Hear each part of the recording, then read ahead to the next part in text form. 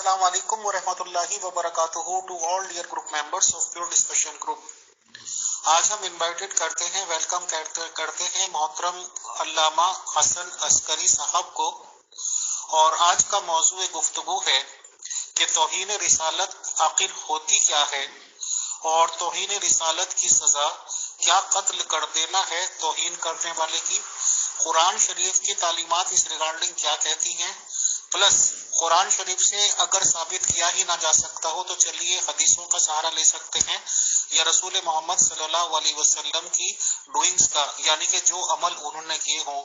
इस रिगार्डिंग हम ग्रेजुअली बातचीत करेंगे, बट पहले हम ये समझने की कोशिश करेंगे कि आखिर तौहीन रिसालत क्या बला है, कैसे की जाती है, कौन करता है और कौन जिम्मेदार है। शुक्रिया।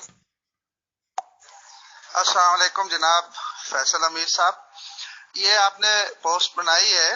मेरे जब सुबह बात हुई थी तो मैंने आपसे यही कहा था कि कुरान और हदीस से, आपने सिर्फ इसमें कुरान की बात की है तो ये आपकी बात सही नहीं है।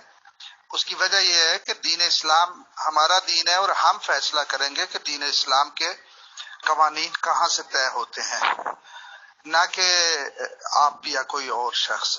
हमारे नज़दीक हमारे नबी के फरामीन के मुताबिक दीन इस्लाम के फैसले कुरान और हदीस से होते हैं, तो हम कुरान और हदीस से ही हर चीज को साबित करते हैं।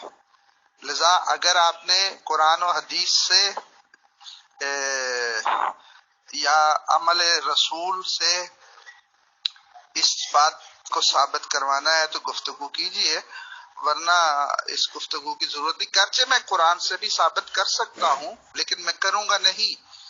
उसकी वजह यह है कि हमारे दीन के कवानीन कुरान और हदीस से बनते हैं।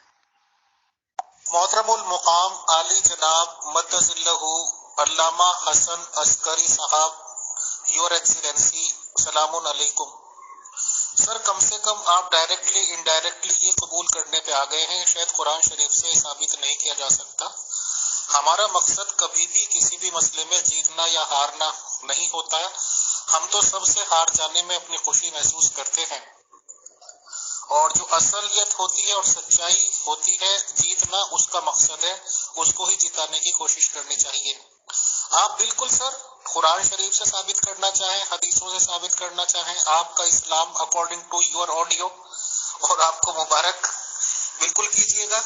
इंशाल्लाह मैं ये चाहता हूँ कि मैं मेंबर्स को बहुत ज्यादा इंतजार में है वो इस गुफ्तगू के, हम ये भी गुफ्तगू में शामिल कर लेंगे शुरुआत में कि आखिर तौहीन रिसालत होती क्या है, what is the meaning of तौहीन रिसालत, और तौहीन रिसालत कैसी कैसी और कौन कौन करते हैं। इंशाल्लाह सर आपका इख्तियार है, आप कुरान से जवाब दें, हदीस से जवाब दें, आप अमल रसूल मोहम्मद सल्लल्लाहु अलैहि वसल्लम से जवाब दें। हम तो आपको हर तरह से वेलकम करते हैं सर, बिकॉज आई एम अमीर फैसल। शुक्रिया, जज़ाकल्लाह।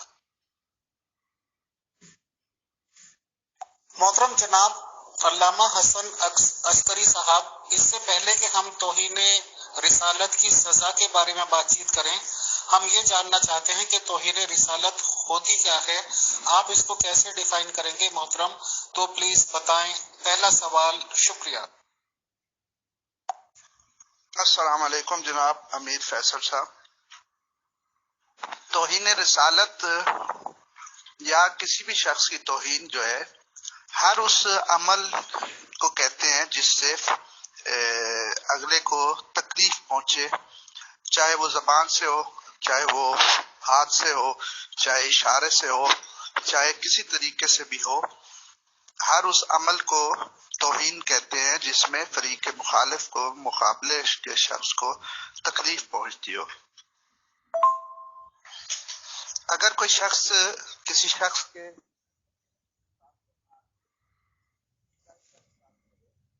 दुश्मन की भी तारीफ करता है, गलत तारीफ, उसके मुकाबले में वो भी उसकी तौहीन के जुमरे में आ जाता है।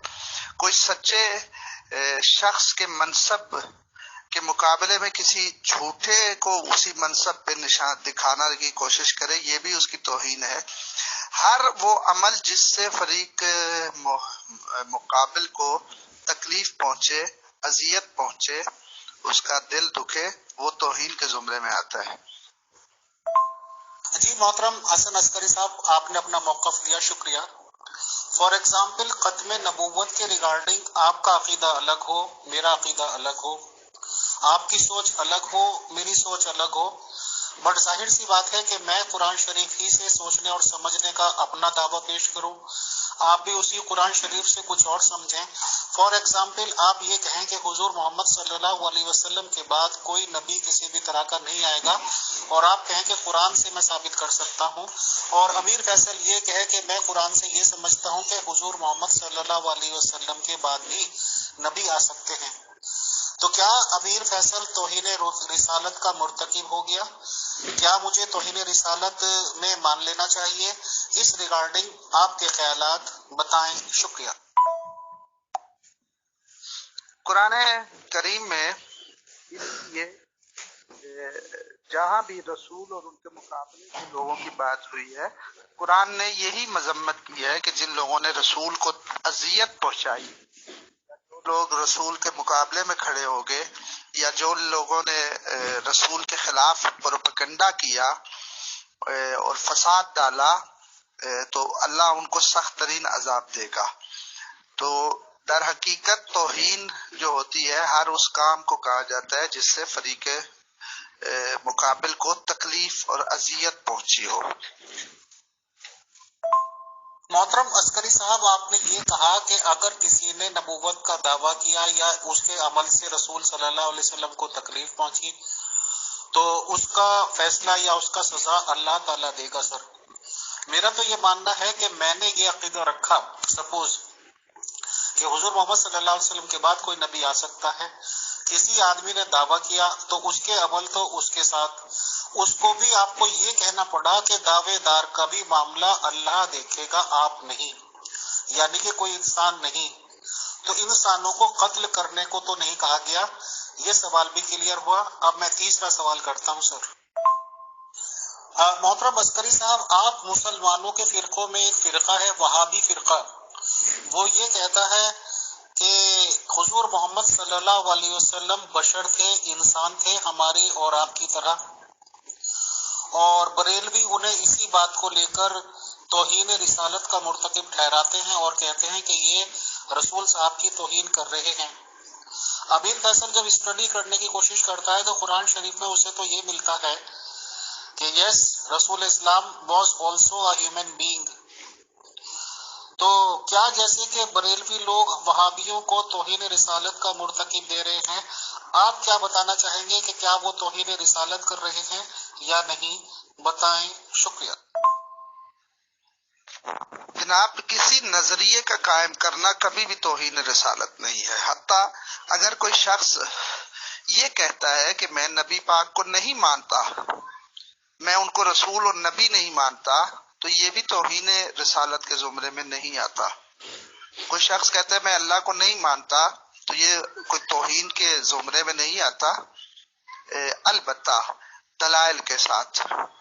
اور البتہ کوئی شخص اگر نبی یا اللہ کو برا بھلا کہتا ہے یا غلط کہتا ہے یا ان کے شان میں کوئی بھی گستاخی کرتا ہے یا ان کے مقابلے میں کھڑا ہو جاتا ہے اور ان کو جھوٹا کہتا ہے،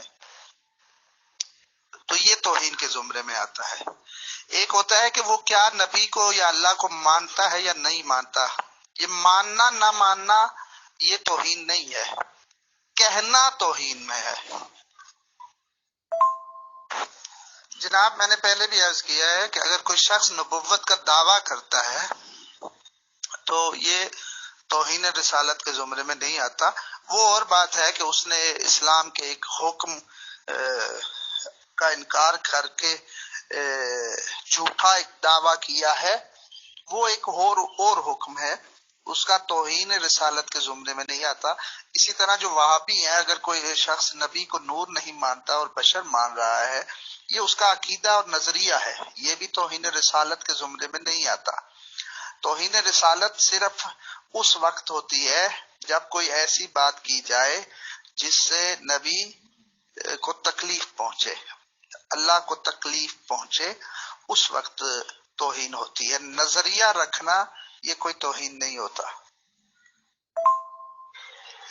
یہ میں نے کچھ آیات سینڈ کی ہیں اور ساری آیات میں پڑھوں گا نہیں کیونکہ اس سے ٹائم زیادہ ہو جائے گا. ان آیات میں اللہ یہی کہہ رہا ہے کہ جن لوگوں نے رسول کو تکلیف پہنچائی، انہیں اذیت کی دی، یا انہوں نے رسول کے مقابلے میں جھوٹے چیزوں کو رسول سے منسوب کیا، یا مختلف انداز میں انہوں نے رسول کی شان میں غلط باتیں کر کے فتنہ و فساد کیا یا رسول کو تکلیف پہنچائی، اللہ انہیں سخت ترین عذاب دے گا. تو ان تمام آیات کے بارے میں یہی کہا جاتا ہے کہ تکلیف پہنچانے سے ہی رسول کو کی توہین ہو جاتی ہے. محترم عسکری صاحب، آپ نے ایک پوسٹ لگائی شاید ایک آیت کے ساتھ سورۃ الاحزاب کی. ترجمہ: بے شک جو لوگ اللہ تعالیٰ اور اس کے رسول صلی اللہ علیہ وسلم کو ایذا دیتے ہیں، Allah the creator God almighty, Allah ان پر دنیا اور آخرت میں لعنت کرتا ہے اور ان کے لیے ذلیل کرنے والا عذاب تیار کر رکھا ہے. بٹ کسی انسان نے نہیں، نہ ہی اللہ نے، ایشور نے کسی انسان کو یہ حق دیا اس کا فیصلہ کرے. اس سے بھی یہی ثابت ہوتا ہے کہ Allah is supreme, Ishwar is supreme, creator is supreme. شکریہ.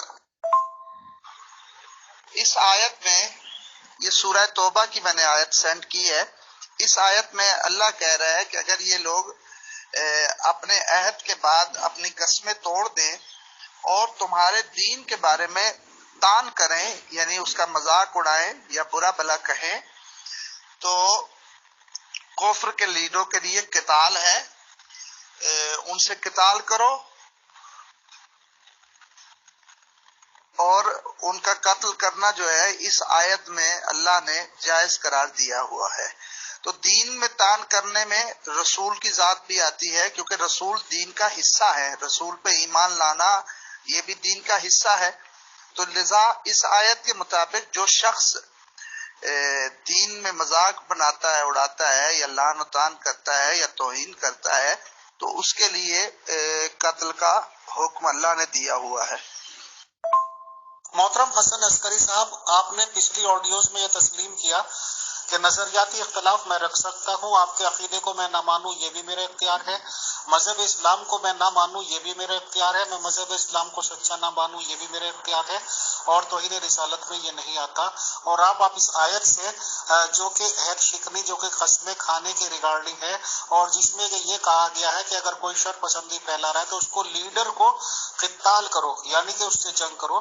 بٹ کسی پرٹیکولر شخص کو یہ کہنا کہ جی اس نے توہین رسالت کر دی، یہ ثابت اس آیت سے بھی نہیں ہوتا. محترم، اب میرا اگلا کوشچن. میں بارہا پہلے بھی کہہ چکا ہوں کہ کسی بھی نظریہ رکھنے کا نام توہین رسالت نہیں ہے. یہ تو 12 اماموں کی بات آپ کر رہے ہیں. کوئی شخص اگر رسول پاک کو بھی نہیں مانتا تو یہ توہین رسالت کے زمرے میں نہیں آتا. قرآن میں لا اکراہ فی الدین کی آیت ہے کہ دین میں کوئی جبر نہیں ہے. اللہ کو ماننا کوئی جبر سے زبردستی نہیں ہے. رسول کو ماننا یا 12 اماموں کو ماننا یہ کوئی زبردستی نہیں ہے.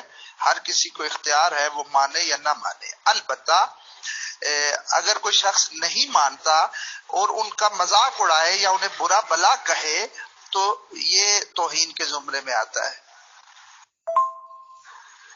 سر آپ نے یہ آیت کو شاید پوری طرح پڑھا نہیں ہے. آیت میں لفظ یہ بھی ہے کہ طعن فی دینکم، اگر وہ تمہارے دین کا مذاق اڑائے تو یہ دین کا مذاق اڑانا جو ہے یہ توہین رسالت کے زمرے میں آتا ہے، اور ان کے لیے قتل کا حکم بھی ہے. محترم علامہ حسن عسکری صاحب، پاکستان میں ایک واقعہ ہوا تھا، کیونکہ آپ بھی پاکستانی ہیں تو آپ کو سمجھنے میں آسانی رہے گی. وہاں گورنر آف اسٹیٹ تھے، if I am not wrong, شیخ تاثیر صاحب ان کا نام تھا. ان کو یہ کہہ کر قتل کر دیا تھا ان کے باڈی گارڈ ہی نے کہ وہ توہین رسالت کے مرتکب ہوئے ہیں. اب یہ تو خدا بہتر جانے کہ انہوں نے کیا کہا تھا، ایسا ہمیں تو نہیں معلوم. تو کیا توہین رسالت کے جرم لگا کر، الزام لگا کر ایک ان کے باڈی گارڈ نے ان کو قتل کر دیا، اس ریگارڈنگ آپ کے کمنٹس کیا ہیں سر؟ سلمان تاثیر صاحب کا جو قتل ہوا وہ ٹھیک تھا، اس کے باڈی گارڈ نے ٹھیک کیا ان کے، یا یہ کہ غلط کیا؟ بتائیں، شکریہ۔ آپ کا عقیدہ اس ریگارڈنگ۔ محترم حسن عسکری صاحب، دین تو آپ لوگ یہ مانتے ہیں کہ اللہ کا دیا ہوا ہے۔ اللہ نے آخری خطبے میں یہ کہا تھا کہ ہم نے اپنا دین مکمل کر دیا۔ رسول اسلام صاحب واز اونلی اے میسنجر۔ رسول اسلام صاحب کو تو اللہ تعالیٰ نے ڈانٹ دیا تھا کہ اے محمد تم دروغہ نہیں ہو، کہ تم الگ سوچو اپنے آپ کو، جو جو ہم کہتے ہیں صرف اتنا پہنچاؤ۔ تو دین تو آپ کا ہے ہی نہیں، دین تو اللہ تعالیٰ کا ہے۔ اگر کوئی دین کو کہہ رہا ہے، اس میں کچھ تانے بھی نکال رہا ہے، تو وہ تو توہین رسالت آپ کہہ ہی نہیں سکتے، کیونکہ پروفٹ آف اسلام تو ذمہ دار ہے ہی نہیں اس کے لیے۔ پروفٹ آف اسلام تو اتنا کہتے تھے جتنا اللہ تعالیٰ بھیجتا ہے۔ تو یہ بھی میرے خیال سے آپ کی بات نل اینڈ وائٹ ہوتی ہے کہ اس میں حضور محمد صلی اللہ علیہ وسلم کی کوئی توہین ہے ہی نہیں۔ جب اللہ تعالیٰ کہہ رہا ہے کہ اس کا دین ہے اور ڈانٹ بھی رہا ہے کہ جتنا میں کہتا ہوں اتنا پہنچاؤ، تو رسول اسلام صاحب کو تو بیچ کوئی ہے ہی نہیں سوائے اس کے کہ he was only a messenger. خدا سے جو جو ملتا رہا وہ دیتے رہے۔ تو رسول اسلام صاحب الگ ہو گئے یہاں پہ اور دین الگ ہو گیا۔ ہاں وہ میسنجر بنے، وہ ذریعہ بنے، اور چاہے جبرائیل صاحب کے باتیں لانے کے بعد یا وہی الہام جو کچھ بھی ہوا۔ دھنیہ واد۔ جناب آپ یہ جو سلمان تاثیر صاحب کی بات کر رہے ہیں، مجھے نہیں پتا انہوں نے کیا کہا تھا اور انہوں نے توہین کی تھی یا نہیں کی تھی۔ اگر انہوں نے توہین کی تھی تو اس کا قتل کرنا واجب ہے، اس کے میں کوئی یہ نہیں ہے۔ جو شخص بھی نبی کی توہین کرے، حتیٰ کہ اگر کوئی شخص نبی کا دلیل کے بعد انکار بھی کرے ان کی نبوت کا، وہ بھی واجب القتل ہے، چاہے وہ جس مسلک کا کیوں نہ ہو۔ میں ابھی ایک آیت کا دوبارہ ترجمہ آپ کو بیان کرتا ہوں، پہلے وہ آپ کے اگلے کوشچن کی وجہ سے میں نے نہیں کیا۔ محترم علامہ حسن عسکری صاحب، آپ مانے یا نہ مانے بٹ سچائی ہے کہ ادھکتر شیعہ لوگ حضرت عائشہ جی علیہ السلام جو کہ حضور محمد صلی اللہ علیہ وسلم کی بیگم خاص تھی، یا چلیے بیگم خاص بھی نہ مانے، بیگم مان لیجیے، ان کی توہین کرتے ہیں، یہاں تک کہ انہیں گالیاں بھی دیتے ہیں۔ تو کیا عائشہ جی کو گالیاں دینے کی وجہ سے جو شیعہ لوگ ہیں توحید رسالت کے مرتکب ہو گئے؟ کیا ان کو قتل کر دینا چاہیے، یا 295 جو پاکستان کی ہے وہ لگا دینی چاہیے، یا بس یہ کہہ دینا چاہیے چلو جی رسول اسلام کو تو نہیں کہا، ان کی بیوی کو کہا ہے؟ بتائیں، شکریہ۔ جی نہیں جناب، ایسا قطن نہیں ہے۔ دین اللہ کا ہے اور اسی دین کا حصہ جو ہے وہ رسول پاک بھی ہے، اور یہ دین جو اللہ کا ہے یہ اللہ نے ڈائریکٹلی کسی انسان کو نہیں بتایا، بلکہ وہ رسول پاک کے ذریعے سے بتایا ہے۔ لذا اگر کوئی شخص رسول پاک کا انکار کرتا ہے تو گویا اس نے اللہ کے دین کا انکار کیا ہے۔ جو شخص رسول پاک کی توہین کرتا ہے، در حقیقت اس نے اللہ اور اس کے دین کی توہین کی ہے۔ اور جو لوگ اللہ کے دین کی توہین کرتے ہیں، ان کی سزا میں اب دوبارہ آیت پڑھ کے اس کی اصل تشریح آپ کو بیان کرتا ہوں، اس میں ذرا غور ضرور فرمائیں۔ جناب امیر فیصل صاحب، میں اس آیت کا دوبارہ ترجمہ کرنے لگا ہوں۔ سورہ احزاب کی جو آیت جو آپ نے بھی پڑھی تھی اور اس کا ترجمہ بیان کیا تھا کہ جو لوگ رسول کو تکلیف پہنچاتے ہیں، لعنہم اللہ فی الدنیا والآخرہ، اللہ ان پہ دنیا اور آخرت میں لعنت بھیجتا ہے۔ یہ آیت بھی اس بات کی دلیل ہے کہ جو شخص بھی رسول کی توہین کرے یا اذیت پہنچائے، اس کا دنیا میں قتل کرنا واجب ہے۔ اس کی وجہ یہ ہے کہ یہ آیت میں لفظ ہے کہ اللہ ان پہ دنیا میں لعنت بھیجتا ہے۔ تو یہ دنیا میں جو اللہ لعنت بھیجتا ہے، اس سے مراد کیا ہے؟ کیا اللہ اس کو گالیاں دیتا ہے، یا اللہ اس پہ لعن طعن کرتا ہے، یا اس کو مطلب برا بلا کہتا ہے؟ تمام علماء اسلام کا متفقہ یہ نظریہ ہے، اور اس میں کوئی دو رائے اور اختلاف نہیں ہے کہ اللہ کی لعنت جو دنیا میں ہے اس سے مراد اس کا قتل کرنا ہی ہے۔ ورنہ اس کے علاوہ آپ مجھے کوئی ترجمہ کر کے بتائیں کہ دنیا میں اللہ اگر کسی پہ اللہ لعنت بھیج رہا ہے تو اس لعنت سے مراد کیا ہے؟ جناب اس آیت میں بھی اللہ یہی کہہ رہا ہے کہ جو لوگ اللہ کے ساتھ محاربہ کرتے ہیں، حرب کرتے ہیں اور زمین میں فساد کی کوشش کرتے ہیں، ان کی اللہ نے مختلف سزائیں بتائی ہیں. ان سزاؤں میں سے ایک سزا یہ ہے کہ اس کو قتل کیا جائے. توہین رسالت سے عام طور پہ بھی دنیا میں فساد پڑتا ہے، اور یقیناً کسی کی توہین کرنا ہی اس سے محاربہ بھی گنا جاتا ہے. لذا جو شخص بھی رسول کے مقابلے میں آ کر کھڑا بھی ہو جائے، مقابلے میں آ کر کھڑا ہو جائے، تو وہ توہین رسالت کا بھی مرتکب ہے اور محاربہ بھی کر رہا ہے اور فساد فی الارض بھی کر رہا ہے، اور اس کا قتل کرنا واجب ہے. علامہ حسن عسکری صاحب، اگر اللہ تعالیٰ لعنت بھیج رہا اور اس کا مطلب قتل کرنا ہی ہے، تو اللہ تعالیٰ نے تو آپ کے یہ بھی کہا تھا کہ اے ابو لہب تیرے ہاتھ ٹوٹ جائیں، تبت یدا ابی لہب. تو کیا اس کے ہاتھ ٹوٹے اللہ تعالیٰ کے چاہنے کے باوجود، یا آپ کے رسول اسلام صاحب نے بھی چاہ ہو چاہے کہ تبت یدا ابی لہب، تو اس کے تو ہاتھ نہیں ٹوٹے محترم، اس کا تو قتل نہیں ہوا. اور یہ دلیل آپ کی جب جو بھی ہو جاتی ہے. بہرحال شکریہ جناب. تبت یدا ابی لہب یہ لعنت نہیں ہوتی، بلکہ یہ اور چیز ہے. میں نے آپ سے لفظ لعنت کی بات کی ہے کہ اللہ اگر دنیا میں کسی پہ لعنت کرتا ہے تو اس سے مراد کیا ہے. آپ مجھے اس کی صرف تشریح بتا دیں. چاہے دنیا کے جس مذہب سے بھی پوچھیں گے، تمام مذاہب کے نزدیک یہی ہے کہ اللہ کی دنیا میں لعنت سوائے قتل کے اور کچھ بھی نہیں ہے. محترم حسن عسکری صاحب، سپوز آپ پاکستان میں تو رہتے ہی ہیں، مسلم وہاں کی ریاست ہے یا مسلم حکمراں ہیں. ایک ہندو یہ کہتا ہے کہ رسول اسلام صاحب تو جھوٹے تھے، سچے نبی نہیں تھے، قرآن جھوٹی کتاب ہے. تو اور وہ آپ کے سامنے کہہ دے آپ مسلمان ہیں، تو آپ 295 کا اس پہ دعویٰ کر دیں گے کہ جی میرے سامنے اس نے یہ کہا. وہ کس آیت کے تحت کریں گے؟ یا قرآن نے آپ کو یہ بتا رہا ہے کہ تبلیغ آپ کیجئے، رسول اسلام صاحب تو چلے گئے، وہ تو اب دوبارہ نہیں آئیں گے، تبلیغ کریں گے، اور آپ کی تبلیغ کے بعد بھی وہ آپ کی باتوں کو نہ مانے اور وہ اپنے سٹینڈ پہ قائم رہے، تو کیا اس کو قتل کر دینا چاہیے؟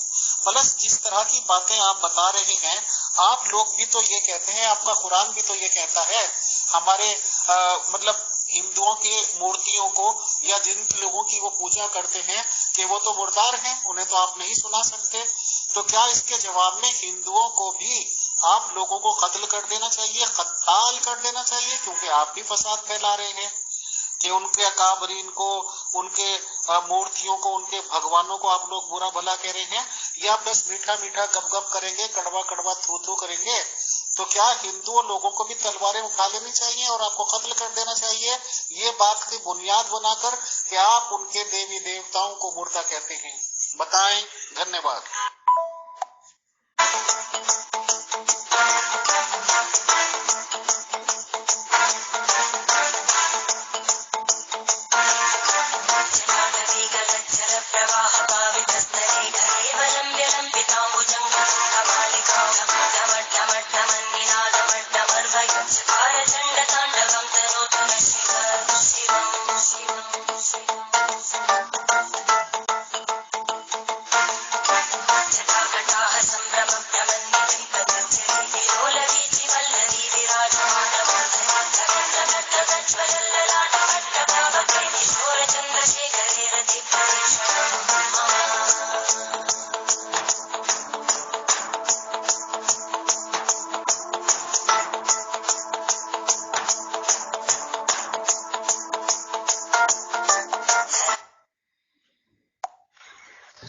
جیسا کہ میں نے پہلے کہا کہ جو شخص بھی رسول پاک کو برا بھلا کہے یا توہین کرے یا رسول کے خلاف بولے، یہ تو میں نے رعایتاً پہلے کہہ دیا کہ کوئی شخص رسول کا انکار کرے تو کچھ نہیں ہے. اگر دلیل پہنچنے کے بعد کوئی شخص رسول کا انکار کرے، چاہے وہ مسلم ہے چاہے وہ کافر ہے، وہ بھی واجب القتل ہے اگر اس کے پاس دلیل پہنچ چکی ہو.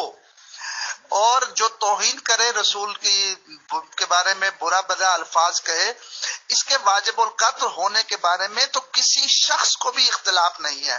اس کی دلیل یہ ہے کہ جیسا کہ پہلے کوشچن میں آپ نے پوچھا تھا کہ غالباً کہ کیا رسول نے کبھی ایسا زندگی میں کیا ہے یا نہیں کیا. رسول پاک کے زمانے میں بہت زیادہ ایسے واقعات ہیں کہ کسی شخص نے رسول پاک کی توہین کی ہے اور اصحاب رسول نے رسول سے پوچھا یا پوچھے بغیر اس کو قتل کر دیا. جنہوں نے پوچھا تو رسول نے فرمایا انہیں قتل کر دو. جنہوں نے پوچھے بغیر قتل کیا تو رسول کو جب پتا چلا تو انہوں نے فرمایا اس کا خون جو ہے وہ مباح ہے اور اس کو قتل کرنا واجب تھا.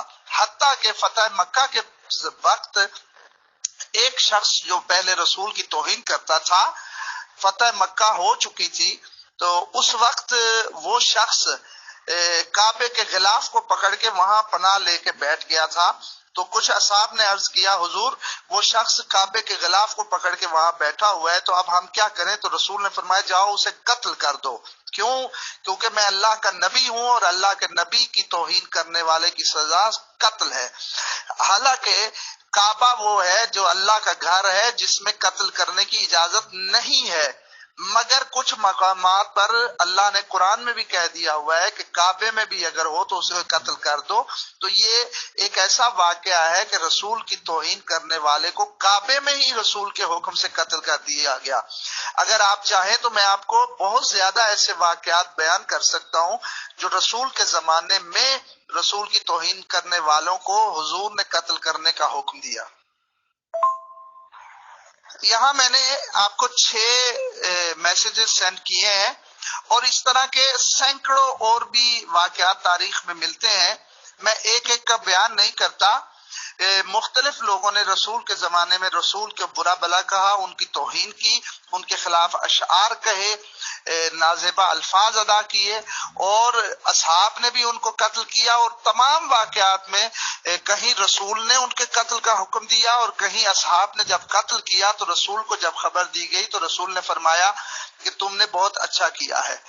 اہل سنت بھائیوں کے پہلے خلیفے کے زمانے میں کسی شخص نے پہلے خلیفے کی توہین کی تو ایک شخص غصے میں آیا اور اس نے کہا کہ میں اسے قتل کر دوں یا نہ کروں.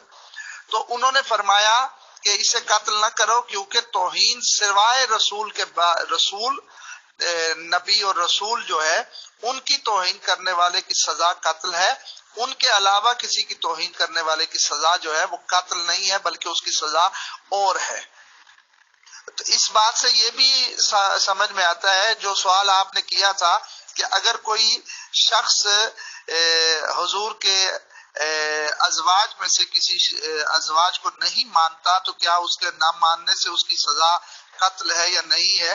تو اس کی سزا قتل نہیں ہے. قتل صرف توہین رسول کی سزا قتل ہے. محترم میں نے آپ سے ایک سوال کیا تھا کہ جیسے کہ آپ کے پاس کوئی ہندو آئے اور اعتراض کرے، وہ تو آپ کہہ چکے اپنے لفظوں میں کہ قتل کر دینا چاہیے، تو کیا ہندوؤں کو بھی آپ کو یہ کہہ دینا چاہیے کہ جو ان کے دیوی دیوتا بھگوان جن کو مانتے ہیں وہ پوجا کرتے ہیں، آپ لوگ یا آپ کا قرآن یہ کہتا ہے کہ وہ لوگ مردہ ہیں انہیں آپ سنا نہیں سکتے، تو آپ پہ بھی توہین رسالت لگنی چاہیے سر؟ تو کیا آپ لوگوں کا بھی قتل کر دینا چاہیے ہندوؤں کو اگر وہ طاقت میں ہیں، اگر آپ ان کے دیوی دیوتاؤں کو برا کہتے ہیں؟ بتائیں. شکریہ. آپ نے نام بھی اچھے کا لیا، خالد بن ولید کا. آپ کی شیعہ کتابیں ہیں وہ یہ کیا ہیں، شاید کیا نام ہے اس کا مجھے کتاب کا یاد نہیں، اس سے میں پروف کر سکتا ہوں کہ اس سے زیادہ ٹیررسٹ آدمی کوئی نہیں تھا خالد بن ولید سے. اس سے زیادہ قتل تو کسی نے کیا ہی نہیں. اس کو تو دماغ میں بغض رہتا تھا ان لوگوں کے لیے بھی جو مسلمانوں میں داخل ہونا چاہتے تھے، چاہے وہ تلوار کے زور سے چاہے. دوسری بات، آپ تو پہلے سیشنز میں کہہ چکے ہیں کہ قرآن شریف کے علاوہ سب چیزوں میں اختلاف ہے، کوئی چیز حجت نہیں. تو آپ جن باتوں کو کہیں گے تو وہ ادر فرقہ نہیں مانے گا، ادر فرقہ نہیں مانے گا تو کہاں نہیں مانے گا. قرآن شریف آپ لوگوں کی بیسک کتاب ہے، شریعت کی کتاب بھی آپ اس کو کہہ سکتے ہیں. اگر اسلامک جج بیٹھے گا بھی تو آخر توہین رسالت کی سزا وہ دے سکتا ہے کہ قرآن کا قانون دیکھ کے. قرآن میں یہ قانون واضح نہیں ہے. دھنیہ واد. جناب بات میری یا آپ کی یا عام بندوں کی نہیں ہوتی. ہندو مذہب میں کوئی شخص بھی اگر ہندو مذہب کی کسی چیز کو بھی برا بلا کہتا ہے تو آپ کی ہندو مذہب کی کسی بھی کتاب میں یہ نہیں لکھا کہ اسے قتل کر دیا جائے. عیسائی اور یہودیوں کی کتابوں میں بھی ایسا ہے، اور باقی تقریباً اکثر ادیان میں کی کتب میں ایسا ہی لکھا ہوا ہے کہ اگر کوئی شخص ان مذہب کی چیزوں کا انکار کرے یا انہیں غلط کہے تو اسے قتل کر دیا جائے. واحد دین اسلام ہے جس میں یہ لکھا ہوا ہے کہ اگر کوئی شخص بغیر دلیل کے رسول اللہ کا انکار کرے یا ان کی توہین کرے تو اسے قتل کرنا واجب ہے۔ یہ واحد اسلام ہے جس میں یہ حکم لکھا ہوا ہے، کیونکہ اسلام دین فطرت ہے۔ البتہ اگر کوئی شخص نہ جانتے ہوئے ایسا فعل کا مرتکب ہو جائے تو اس کے لیے معافی کی گنجائش ہوتی ہے۔ اگر وہ جانتا ہے اور دلیل رکھتا ہے، اس کو تک دلیل پہنچ چکی ہے کہ اللہ ہے اور یہ اللہ کے رسول ہے، اور پھر وہ اس شخص ان چیزوں کی توہین کرتا ہے تو واحد اسلام ہے جس میں اس کی سزا قتل ہے۔ یہ جتنی بھی آیات میں اللہ نے لعنت فی دنیا کی ہے، جس پر بھی اللہ کی دنیا میں لعنت سے مراد یہی ہے کہ اسے قتل کیا جائے۔ اس کا جواب گھر سے میں دے چکا ہوں لیکن دوبارہ دے رہا ہوں۔ اگر کوئی ہندو ہمارے پاس آ کے کہتا ہے کہ میں آپ کے نبی کو نہیں مانتا، تو یہ نہیں ہے، صرف اس کے اتنے کہنے سے اسے قتل نہیں کیا جائے گا، لیکن اس سے پوچھا جائے گا کہ کیا تمہارے پاس نبی کے ہونے کی خبر پہنچی اور اس کی دلیل تم تک پہنچی ہے یا نہیں؟ اگر اس تک اس کی دلیل پہنچ چکی ہے اور وہ دلیل کے بغیر اس بات کا انکار کرتا ہے تو وہ واجب القتل ہے۔ البتہ ہندو یا باقی جتنے بھی ادیان و مذاہب ہیں، ان کی کا انکار کرنے والا، انہیں برا بلا، ان کو غلط کہنے والا، برا بلا نہیں غلط کہنے والا، اس کو کبھی بھی قتل نہیں کیا جائے گا، کیونکہ ان کے مذہب میں کہیں بھی نہیں لکھا ہوا کہ جو شخص آپ کے مذہب کی چیزوں کو غلط کہتا ہے تو اسے قتل کر دیا جائے، اس لیے اسے کوئی بھی قتل نہیں کر سکتا۔ جناب خالد بن ولید صاحب نے جو کچھ بھی کیا ہے ہمیں اس سے کوئی غرض نہیں ہے، کیونکہ ہماری بحث خالد بن ولید پر نہیں ہے۔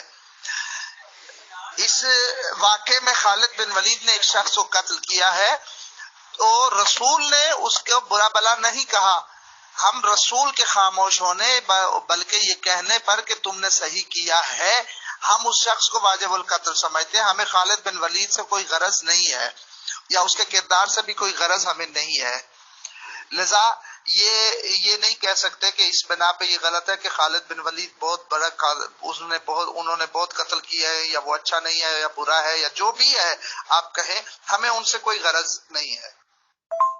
محترم حسن عسکری صاحب، قرآن شریف کی ایک سنگل آیت لگائی جس کے آپ نے سزا کو پیلے سے لفظوں میں چمکانے کی کوشش کی۔ لکھا ہوا ہے جو اللہ تعالیٰ سے اور اس کے رسول سے لڑیں، جو اللہ تعالیٰ سے اور اس کے رسول سے لڑیں، جو اللہ تعالیٰ سے اور اس کے رسول سے لڑیں اور زمین میں فساد کرتے پھرے، ان کی سزا یہی ہے کہ وہ قتل کر دیے جائیں یا سولی چڑھا دیے جائیں۔ اللہ تعالیٰ سے اور اس کے رسول سے لڑیں۔ آج کی تاریخ میں کوئی ہندو ان کو برا کہتا ہے تو کیسے لڑنا ہو گیا، کیسے فساد کرنا ہو گیا۔ آج کے غیر مسلم نہیں مانتے ان کو سچا تو کیسے وہ فساد کر رہے ہیں، ان کا اپنا عقیدہ ہے۔ آج کے غیر مسلم اگر قرآن کو نہیں مانتے تو وہ کیسا کر رہے ہیں۔ آج کے رسول اگر یہ کہتے ہیں کہ رسول اسلام صاحب جھوٹے ہیں تو اس میں کیسا وہ فساد کر رہے ہیں، ان کا اپنا عقیدہ، ان کی اپنی تحقیق، اور آپ نے اس کو بتا دی، سزا چمکا دی، قتل کر دیے جائیں۔ تو توہین رسالت تو یہاں بھی نہیں لکھا ہوا محترم شریمان جی۔ خالد بن ولید علیہ السلام تو والسلام نے تو بہت سارے قتل کیے ہیں، حدیثیں موجود ہے کہ کچھ لوگوں کے گروپ کو اس نے کہا مسلمان ہو جاؤ اور عربی میں لفظ پڑھو، انہوں نے پڑھنے میں غلطی کر دی، اور وہ کہہ رہے تھے کہ ہاں بھائی اپنا ہم نے دھرم بدل لیا، پھر بھی ان کو قتل کر دیا۔ رسول اسلام صاحب کے پاس کیس لایا گیا، انہوں نے کہا کہ میں بیزار ہوں، اس کے اس عمل سے بیزاری کا اظہار کرتا ہوں۔ تو رسول اسلام صاحب چیف ایگزیکٹو آفیسر تھے، کمانڈر ان چیف تھے، کن لوگوں کو کیا کہنا ہے نہیں کہنا ہے۔ اب یزید نے بھی تو اپنے فوجیوں کو سزا نہیں دی، تو اب ہو سکتا ہے اس کو بغاوت کا وہ اندیشہ کہ بھائی بغاوت کر دیں گے، اسی لیے رسول اسلام صاحب کی وہ ہوتی ہو سکتی ہیں مسلحتیں کہ کس آدمی سے کیا کام لینا ہے، جس کا کام ٹیرر پھیلانا ہے اسے ٹیرر پھیلانے دینا ہے، دس اینڈ دیٹ۔ کیونکہ اب آپ پھر یہ کہیں گے خالد بن ولید ٹاپک نہیں ہے، لیکن جب آپ بات کہیں گے تو مجھے پوائنٹس کے جواب دینے پڑیں گے محترم۔ اب اگر آپ کے پاس کوئی پوائنٹس بچتے ہیں قرآن سے ثابت کرنے کے یا حدیثوں سے تو آپ کر دیجئے، میرے خیال سے کافی لمبا پروگرام ہو گیا سر، شکریہ۔ دوسری بات، آپ اب بھی کہہ رہے ہیں اور میں آپ کو ایک نصیحت کر رہا ہوں کہ آئندہ بھی کبھی بھی آپ کسی مسلمان سے بحث کرتے ہوئے آپ یہ نہیں کہہ سکتے کہ آپ صرف قرآن سے بات کریں، کیونکہ حدیث میں آپ میں اختلافات پائے جاتے ہیں۔ یہ آپ کو یہ کہنے کا حق نہیں ہے، یہ صرف وہ کہہ سکتے ہیں جن کا مذہب ہے جو لوگ اس مذہب پر چلتے ہیں، جو مذہب کو جانتے ہیں، اس مذہب کو، وہ صرف اس کے بارے میں بات کر سکتے ہیں۔ میں نے خود بارہا اور اب بھی کہتا ہوں کہ حدیث کی کوئی کتاب معتبر نہیں ہے، ان میں غلط اور صحیح سب کچھ موجود ہے، لیکن ہمارے پاس طریقہ بھی ہے کہ ہم غلط اور صحیح کو تلاش کر سکتے ہیں۔ ہم حدیث میں ایک جملے میں صرف بیان کر دیتا ہوں کہ ہمارے دین میں سنی، شیعہ، وہابی، اہل حدیث، دیوبند، حتیٰ کہ احمدیز جو ہے، یہ سب لوگوں کا متفقہ ایک فیصلہ ہے کہ جو حدیث قرآن کے مطابق ہوگی اس کو مان لیں گے، اور جو قرآن کے مخالف ہوگی ہم اس کو قبول نہیں کریں گے۔ تو اگر ہماری کتابوں میں کوئی غلط بھی لکھی ہوئی ہے تو ہم اس کی پہچان کرنے کا طریقہ جانتے ہیں۔ اسی طرح مسلمانوں میں ایک علم الرجال ہے کہ جس میں حدیث کے راویوں کو دیکھا جاتا ہے کہ ان میں راوی سچے یا جھوٹے تھے یا نہیں، تو اس کے ذریعے بھی ہم حدیث کو پرکھ سکتے ہیں۔ اس کے علاوہ اور بھی بہت سارے طریقے ہیں۔ لذا اگر کوئی کبھی بھی کسی بحث میں ہم سے یہ مطالبہ کرے کہ صرف قرآن سے دلیل دو، تو ہم اس کے ساتھ بحث کرنا ضروری نہیں سمجھتے، کیونکہ ہمارے نزدیک وہ قرآن و حدیث یا ادیان کے بارے میں وہ کچھ بھی نہیں جانتا۔ لذا کبھی بھی ہم سے قرآن سے دلیل صرف نہ مانگی جائے۔ اس کی وجہ یہ ہے کہ قرآن جو ہے وہ کلیات بیان کرتا ہے، جزیات جو ہے وہ حدیث میں ملتی ہے، قرآن میں جزیات نہیں ہے۔ اگر صرف قرآن سے دلیل مانگتے ہیں، وہ قرآن میں سے کہیں سے بھی یہ لے کے دکھائے کہ نمازیں کتنی رکعتیں ہیں، نماز کیسے پڑھی جاتی ہے، قرآن میں کہیں بھی یہ نہیں ملتا۔ حالانکہ قرآن نماز جو ہے یہ مسلمانوں کا سب سے اہم ایک فریضہ ہے۔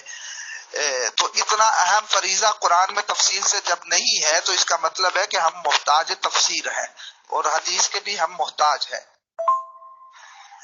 میرے محترم، توہین اظہار رائے کرنا توہین رسالت نہیں ہے، لیکن اظہار رائے دلیل کے ساتھ کرنا جو ہے وہ معقول بھی ہے، وہ قبول بھی کیا جاتا ہے۔ اور اگر اظہار رائے کرنے کے بعد کے وقت یا اس سے پہلے اظہار رائے کرنے کے والے کے پاس دین اسلام کی سچائی، اللہ اور رسول کی سچائی، ائمہ کی سچائی اس تک دلیل سے پہنچ چکی ہو، جس دلیل کو وہ رد نہ کر سکتا ہو، تو اس کے بعد اگر وہ اس کے خلاف اظہار رائے کرتا ہے تو اس کی کوئی اجازت نہیں ہے، اور اس کا آزادی بھی اس کی نہیں ہے، بلکہ اس کی سزا بھی قتل کرنا ہے۔ اس کی وجہ یہ ہے کہ جو انسان قطعی دلیل کو نہ مانے اور اس کا بغیر دلیل کے انکار کر دے، اس کو انسانوں کے معاشرے میں رہنے کی اجازت ہی نہیں، کیونکہ اس میں اور حیوان میں کوئی فرق نہیں ہے۔ آپ مسلمانوں کے سیکنڈ خلیفہ حضرت عمر علیہ الصلوۃ والسلام نے رسول اسلام کے سامنے ببانگ دخل کہا تھا کہ ہمیں کسی چیز کی ضرورت نہیں، قرآن ہی سفیشینٹ ہے۔ آپ لوگوں کے مسلمانوں کی میکسیمم تعداد عمر جی کو سیکنڈ خلیفہ مانتی ہے، سروا مانتی ہے، تو سارے مسلمان غلط ہو گئے پھر تو، جب وہ کہتے ہیں کہ عمر صاحب نے جو کچھ کیا ٹھیک کیا، قرآن شریف ہی حجت کی۔ بہرحال آپ کا اسلام سر، آپ کو مبارک۔ جی محترم عسکری صاحب، میں نے کہا تھا کہ کافی پوائنٹس آپ بھی رکھ چکے، میں بھی رکھ چکا، تو کوشش کرنی چاہیے کہ ہم اس کو اختتام تک لائیں۔ شکریہ جناب امیر فیصل صاحب، آپ آیت کو تو پڑھ رہے ہیں کہ اس میں ہے جو شخص اللہ کے ساتھ اور رسول کے ساتھ محاربہ کرے اور فساد فی الارض کرے، اس کی سزا جو ہے یا بازو کاٹ دو یا ٹانگ کاٹ دو یا اس کو قتل کر دو۔ آپ نے آیت تو پڑھ دی ہے، ذرا مجھے یہ بتائیے کہ فساد کیا ہوتا ہے، فتنہ کیا ہوتا ہے، ذرا اس کی مجھے تشریح کر دیں۔ مثال کے طور پہ میں آپ کی برادری میں آ کر آپ کو مثلا برا بلا کہوں، آپ کا مذاق اڑاؤں، آپ کو غلط کہوں، آپ کی میں توہین کرتا ہی جاؤں، تو اس کے بعد لڑائی جھگڑا ہو جائے، تو اسی کو فساد کہتے ہیں یا نہیں؟ تو اگر کوئی شخص رسول کی توہین کرتا ہے تو گویا اس نے زمین میں فساد ہی ڈالا ہے، کیونکہ جب وہ رسول کو برا بلا یا توہین کرے گا تو مسلمانوں کے جذبات جب مجروح ہوں گے، انہیں تکلیف پہنچے گی، تو یہ لڑائی اور فساد ہی ہوگا۔ اسی لیے جو شخص بھی رسول کی توہین کرتا ہے وہ فساد فی الارض کا مرتکب ہوتا ہے، اور وہ واجب القتل ہے۔ ہندوؤں کے پاس بھی ہزاروں دلائل ہیں اپنے مذہب کو سچا ثابت کرنے کی اور آپ کے مذہب کو جھوٹا ثابت کرنے کی۔ آپ اس کو کسی بھی طرح سے کریں گے، وہ اپنے پاس ہزاروں دلائل رکھتا ہے آپ کو جھوٹا ثابت کرنے کی، تو یہ بھی فیصلہ یہ نہیں ہوتا کہ اس کا قتل کر دیا جائے محترم۔ آپ کے لوگ آپ کی کتاب جس کو آپ سچی کتاب کہتے ہیں کھلے عام یہ کہتی ہے مردوں کو آپ نہیں سنا سکتے. ایک طرح سے ہمارے یعنی کہ ہندوؤں کے دیوی دیوتاؤں کی توہین کرتی ہے آپ کی کتاب بھی. ہم تو آپ لوگوں کو قتل نہیں کرتے. جتنے آپ کے ملک میں مسلمان رہتے ہیں اس سے زیادہ مسلمان ہمارے ہندوستان وطن عزیز میں رہتے ہیں. ہم تو اس بنیاد پہ ان کو کچھ نہیں کہتے کہ بھائی آپ لوگوں نے تو مردہ کہتے ہو ہمارے اس کو. تو جب ہم قتل نہیں کرتے تو آپ کو قتل کرنے کا کیا حق ہے؟ اب آپ نے تسلیم کیا کہ ہماری کتابوں میں ایسی کوئی ٹیچنگ نہیں لکھی ہوئی.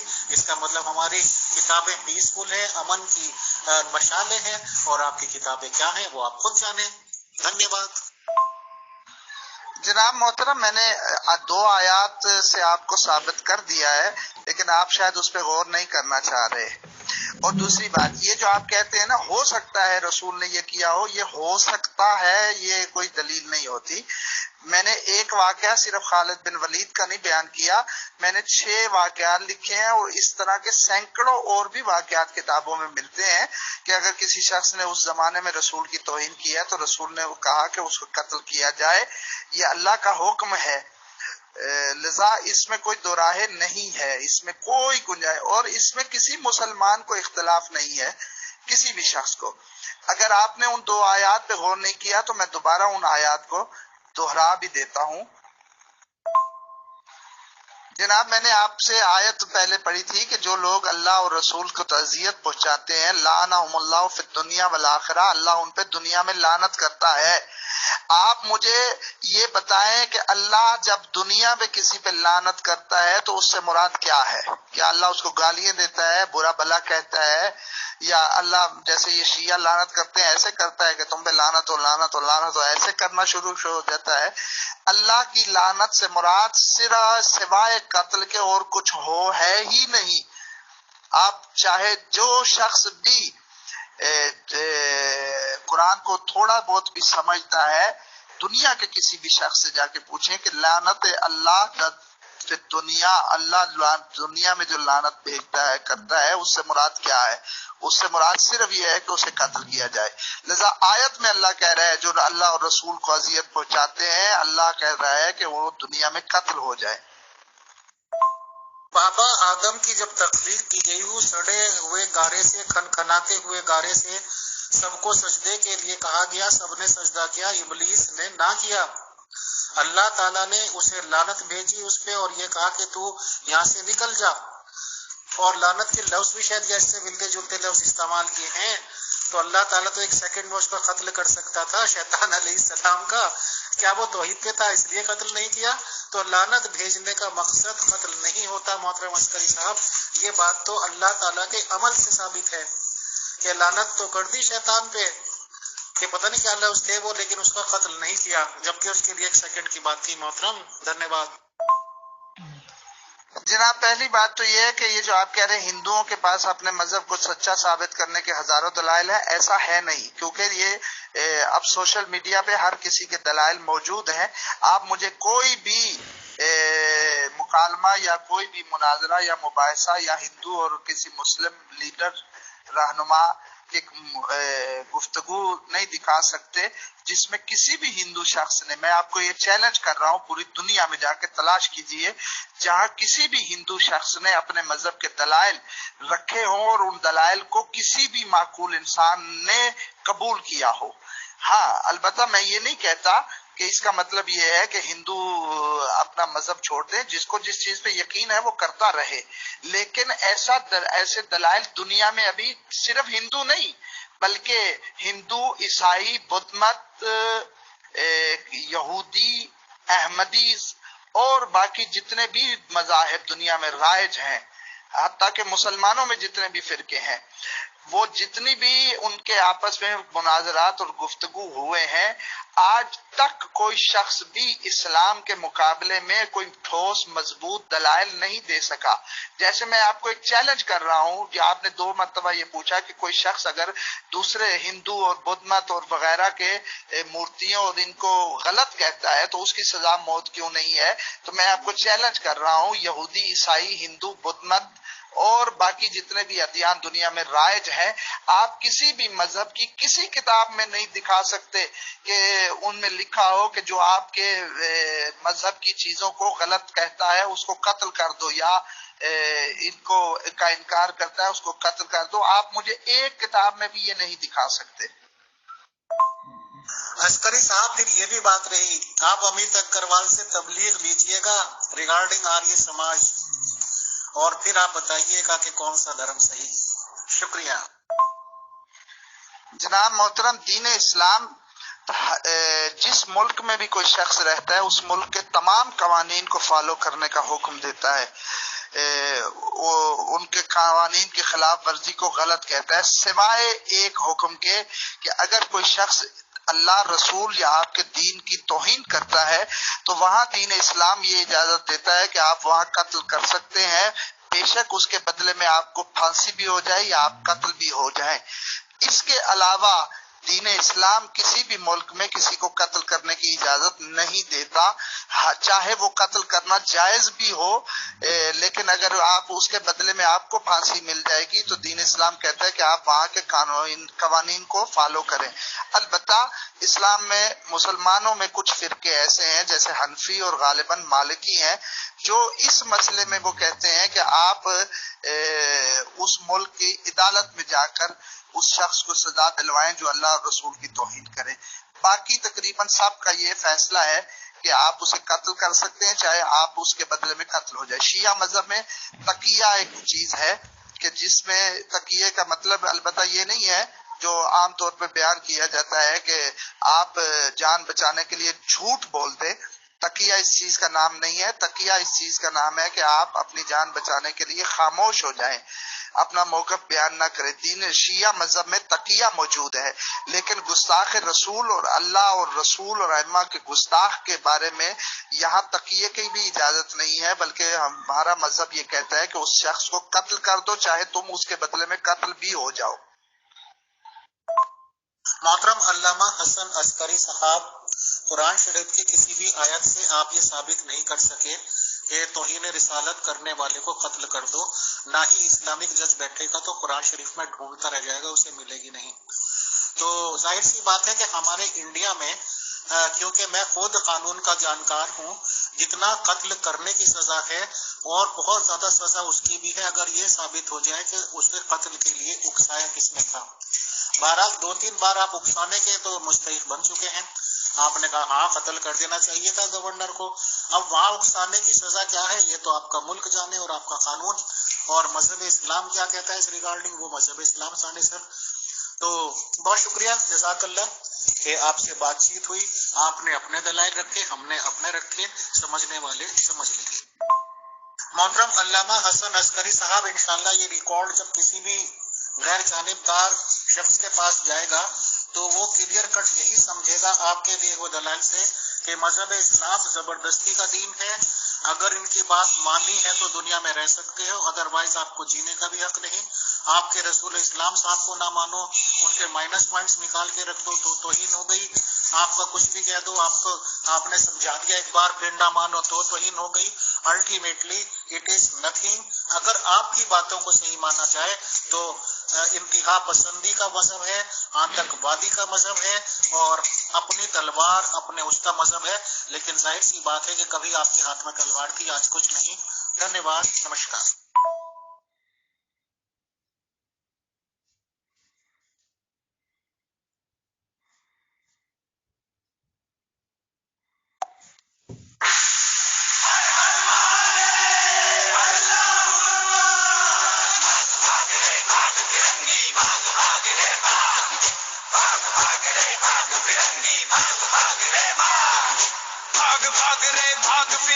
جھانسی کی رانی آئی ہے، بھال تلک پر ہاتھ کھڑک، درگا ہے کالی مائی ہے.